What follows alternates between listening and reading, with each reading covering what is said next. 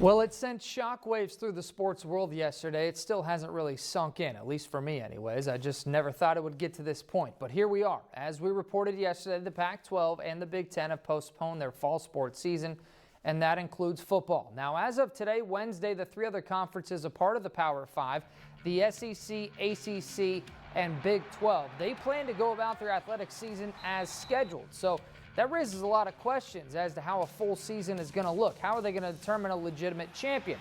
We don't have the answers to all that at the moment, but we do have some insight as to what this means for our local athletes who have had their college season be put on hold due to COVID-19.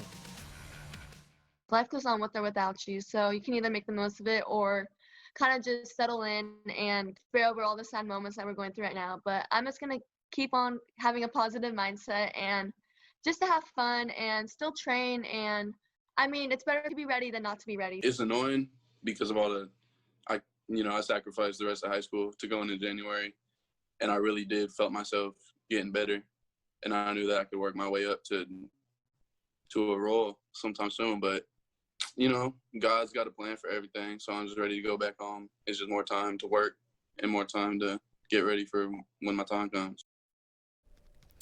You definitely feel for the student athletes. Everyone I've talked to, at least student athletes, they want to play. But this news doesn't just impact the athletes, as we know, also the fans. Here in our desert, many are loyal to USC or UCLA or other SoCal squads, but there's definitely strong support for the Trojans and the Bruins. And unfortunately, this fall, there's going to be no tailgating, no traveling, and no tuning into football games on Saturday. It's a sad reality for those who love their team.